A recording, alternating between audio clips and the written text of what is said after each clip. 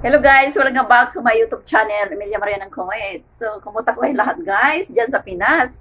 So, ngayon guys ay taglamig dito sa lugar ng disyerto. Ayan. So, kaya samantalahin natin guys na may mainit ang panahon. Magpapainit tayo guys. So, andito ako ngayon sa rooftop.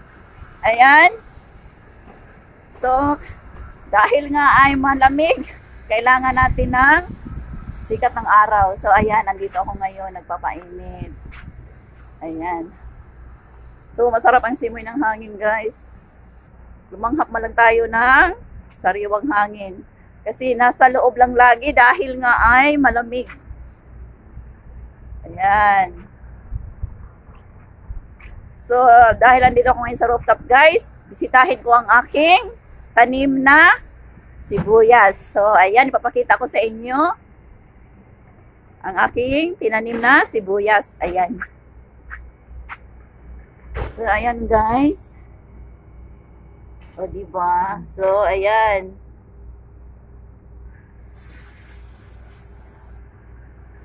Ayan, kakatanim lang yan guys. So, diligan ko yan para mabuhay. Kahit na malamig ang panahon, kailangan din ng diligan yan. So, ayan. So, diligan natin guys. Kukuha tayo ng tubig. So, ayan. Meron ditong lalagyan ng tubig. So, ayan. Kukuha tayo ng tubig guys. Ilagay natin dito. So, nadiligan ko na yan kanina guys. So, kailangan madagdagan pa yung tubig dahil kulang. Ayan. So, dagdagan natin.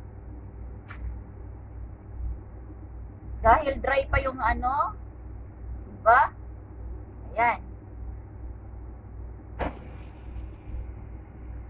So, ayan, laking tulong dito sibuyas guys. Dahil, pag nagprito ng itlog yan, masarap yan ihalo yung dahon ng sibuyas. So, ayan, naisip ko magtanim. Dahil sayang naman itapon lang yan kung halimbawa, kasi hindi naman yan ginagamit sa loob ng kusina pag mayroon ng dahon. O, ayan na. Biniligan ko na. So, ayan na guys. So, laking tulong yan pag nabuhay yan guys. Dahil mayroon naman siyang kunting dahon.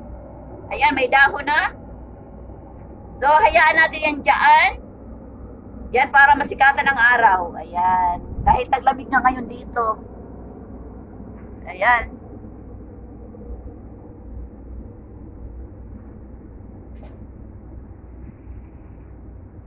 So, wala akong pang ano guys. Ito na lang yung ginagamit ko pag bungkal-bungkal ng kanyang lupa.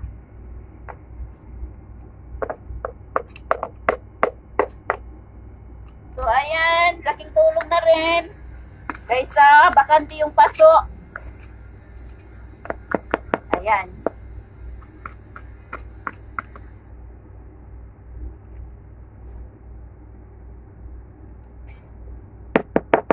So, ayan na guys, may tanim na akong sibuyas. Ayan. So, ayan, magpapaaraw din tayo. So, ayan yung lugar dito guys. Ayan.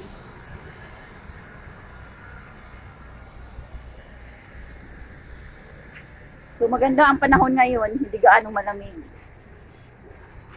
At syempre, may tanim na akong sibuyas. Ayan. So, 6 na piraso yan guys. Pag yan ay nagdahon o nabuhay, ayan, malaking tulong na rin yan sa pagluluto. Lalo na sa lutong gulay o kaya lutong itlog. Ayan. O, diba? Sarap lumanghap guys ng sariwang hangin.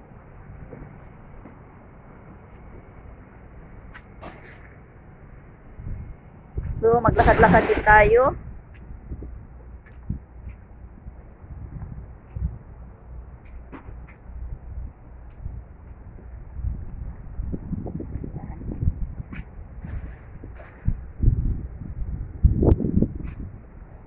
So guys, thank you for watching guys. Thank you for watching. See you next video.